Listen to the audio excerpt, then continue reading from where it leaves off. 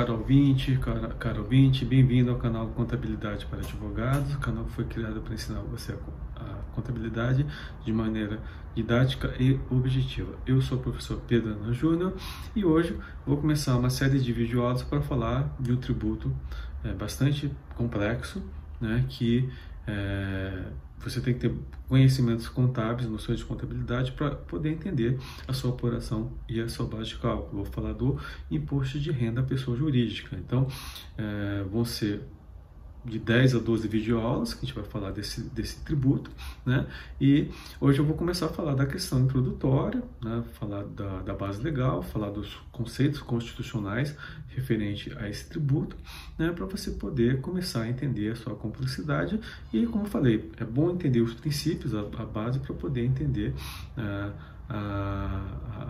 toda a sua extensão, toda a sua complexidade. Então, o imposto de renda à pessoa jurídica, né? Ele tem uma base legal bastante diversa, né? Que ele começa na Constituição Federal, no artigo 153, né? E quanto a qualquer tributo, ele tem que obedecer princípios constitucionais tributários que estão previstos no artigo 150 da Constituição Federal, e o artigo 145 também, que fala de capacidade contributiva. Né? E, portanto, ele é um tributo que tem sua base constitucional prevista na Constituição Federal. Depois, na legislação infraconstitucional, nós temos o Código Tributário Nacional, no seu artigo 43 e 44. O artigo 43 ele é importante que tenha a definição do que é renda, do que do fato gerador, o que é renda, o que é efetiva caixa patrimonial, que eu acho que é uma definição bastante coerente, que foi feliz você ter, né, como fez a definição, e ajuda ao contribuinte, ao você estudioso do direito, a poder entender, né, e verificar quando que deve incidir esse tributo. E depois, em 1977, nós tivemos o Decreto-Lei 1598, que veio regulamentar, né, através de legislação ordinária, o imposto de renda à pessoa jurídica. Ele ainda é um decreto-lei que está vigente, então você pode verificar que as legislações, quando elas vêm fazer alteração da sua base de cálculo, da sua apuração, altera os artigos do Decreto-Lei 1598 de 77, e depois tivemos aqui a Lei 8383 de 91, que é um marco importante, porque tendo em vista a inflação que nós vivíamos naquela época, alguns de vocês não vão se lembrar, porque vocês eram muito jovens, né? Mas tendo em vista a inflação que nós vivíamos e a apuração do imposto era anual, houve a necessidade de transformar a apuração de anual para mensal, e a Lei 8383 tem esse marco inicial porque trouxe regras de transição da apuração anual para a apuração mensal, né? Porque aí os contribuintes, alguns apuravam de fazer de maneira semestral para depois apurar mensal, ou já partiu para a apuração mensal, e a Lei 8383 foi bastante importante, e ela trouxe a questão da UFIR, né? A unidade fiscal de referência, né? Então, tendo em vista a inflação que era muito alta, então você convertia a moeda em uma unidade monetária forte, que era o FIR, que aí o FIR era corrigida, né? Aí você apurava tudo em um FIR para deixar de uma moeda constante. Muito interessante para quem viveu essa época. Aí nós tivemos a Lei 8541, que ajustou algumas questões de 92, referente à base de cálculo do imposto de renda da pessoa jurídica. Aí viemos com a Lei 8981 de 95, que foi importante porque, tendo em vista o Plano Real e a diminuição da inflação, ou o final da inflação que foi anunciado pelo então governo, né, do presidente Fernando Henrique Cardoso, ele voltou a apuração, deixou de ser apuração mensal e passou a ser apuração trimestral e depois apuração anual. Aí tivemos a Lei 9249 de 95, que teve mudanças significativas. Queria fazer uma correção, a Lei 8981 ele acabou com o FIR, mas continuava a se apurar mensalmente o tributo, né? Mas tinha a opção de apurar ou mensalmente ou apurar anualmente o imposto de renda. A Lei 9249 ela foi um marco também importante, que veio falar da isenção da tributação dos dividendos, dos lucros distribuídos. Ele acabou com a correção monetária de balanço, né? Trouxe o juros sobre capital próprio, então trouxe bastante coisas interessantes, né? E aqui mudou a apuração do imposto de renda da pessoa jurídica, né? E também da contribuição social sobre o lucro. Temos a Lei 9.430 de 96, que trouxe, né, a apuração do tributo, deixou de ser mensal para ser trimestral e anual. Então, hoje, a sistemática que vigora em relação à apuração do imposto de renda da pessoa jurídica de ser apuração anual ou trimestral, tem como base a Lei 9.430 de 96, temos a Lei 9.532 de 97, que também trouxe questões importantes, principalmente a questão da dedutibilidade do ágio nas operações de comparação, fusão e cisão, que foram objeto de muitos planejamentos tributários, que foi objeto inclusive de uma aula quando eu falei de ágio e deságio. Temos a Lei 9.718 de 98, também regulamento de imposto de renda da pessoa jurídica, em 99, né, que antes nós tínhamos o regulamento de imposto de renda de 80 e foi alterado, foi substituído pelo regulamento do imposto de renda de 99, que tem como base o decreto 3.000, né?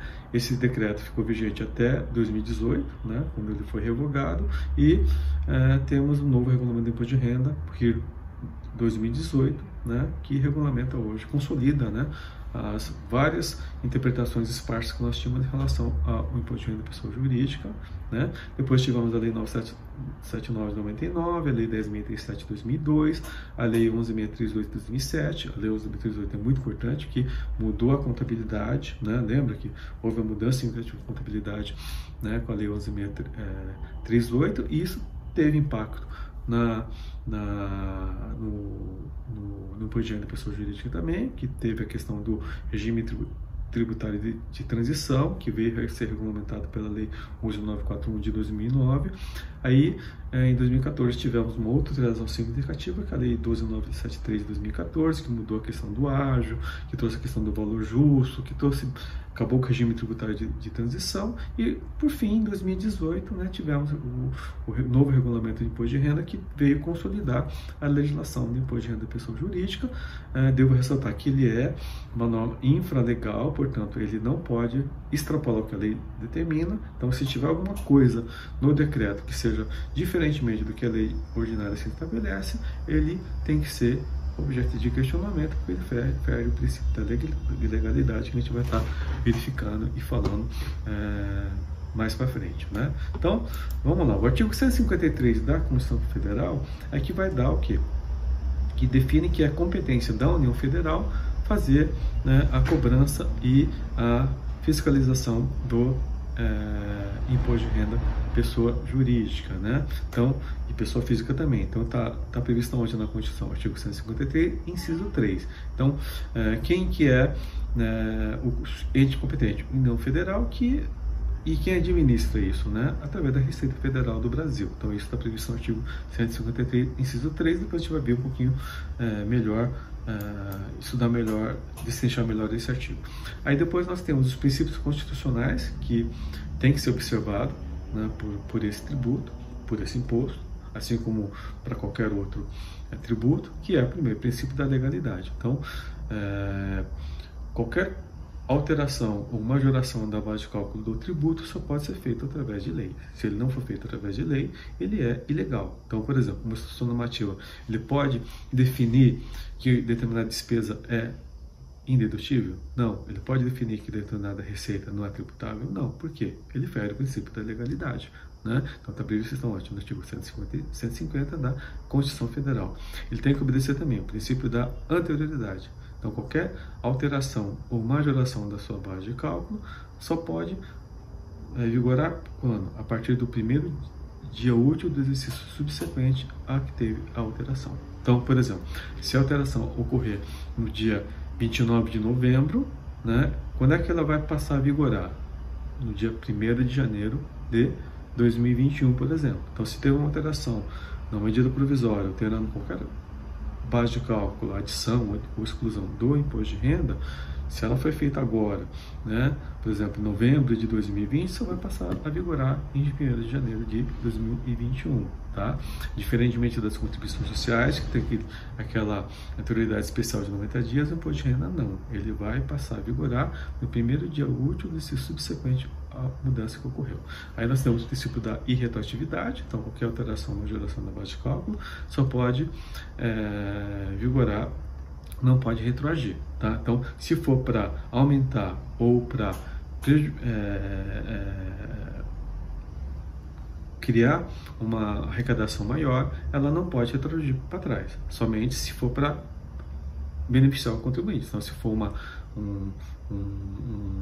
regra que venha beneficiar o contribuinte, o princípio da retroatividade benigna também se aplica para o imposto de renda da pessoa jurídica. Se for para pior, não. Tá?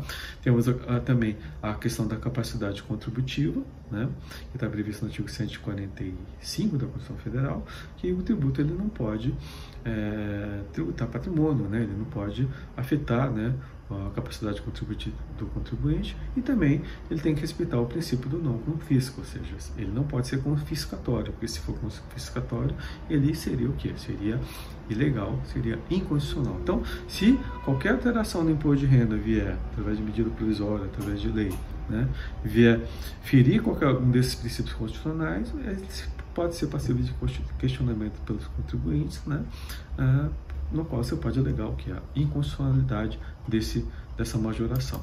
E aí nós temos o artigo 153 da Constituição Federal, né, que ele vai dizer que compete à União instituir impostos sobre, então já define que é competência da União Federal.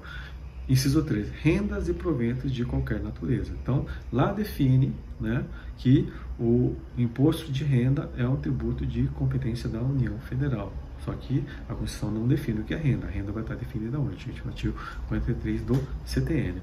E o parágrafo segundo é importante porque, além daqueles princípios constitucionais do artigo 150 e 145, que a gente viu anteriormente, que tem que ser observado pelo imposto de renda, ele traz 3 princípios específicos que se aplicam somente para o imposto de renda da pessoa jurídica, que são eles: o princípio da generalidade, o princípio da universalidade e o princípio da progressividade. Então, o princípio da universalidade, ele diz o seguinte, que a atribuição dessa renda vai ser universal, vai pegar todos, né? Com exceção aqueles que são imunes ou isentos, né? Que a lei assim cria uma exceção, ele tem que tributar todos os contribuintes, seja ele pessoa jurídica, seja ele pessoa física, né? E pelo princípio da universalidade, depende da local. Se ele é auferido fora do Brasil ou dentro do Brasil, ele vai ser tributado pelo imposto de renda pessoa jurídica. Também aplica para pessoa física. O princípio da generalidade, ele serve para quê? Para não ter desigualdade, né, na tributação, tá? Então, ele não é seletivo como a IPI, né? Então, ele é geral, então ele vai tributar todos indistintamente, seja a renda de origem lícita ou ilícita. Ah, eu ganhei no jogo do bicho. Ah, mas é decorrente de um ato ilícito. Ou, né, a minha renda foi ferida decorrente de um roubo, de um estelionato. Então, eu não vou pagar imposto? Não, vai pagar imposto. Por quê? Porque o imposto de renda não faz esse tipo de distinção.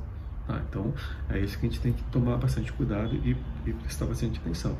E o princípio da progressividade, ou seja, pelo princípio da progressividade, quem ganha mais, paga mais tributo. Quem ganha menos, não paga o tributo. Então, na pessoa física é mais fácil ver, porque você tem várias faixas de alíquota. Começa com 0, que é a faixa de isenção, e vai até aquela alíquota maior de 27,5% de imposto de renda da pessoa física. Já na pessoa jurídica, a progressividade é mais tímida, a gente só tem uma faixa, né, que é o adicional de 10% da parcela que ultrapassar R$60 mil por trimestre ou R$240 mil por ano, tá? Então, é isso que está previsto na legislação constitucional, né, na lei ordinária, e poderia até estabelecer uma faixa de progressividade um pouquinho melhor para as pessoas jurídicas, tá? Então, é isso que vai definir a questão do imposto de renda. Então, é importante a gente ver a questão constitucional, gente, por quê? Porque é toda a base, né?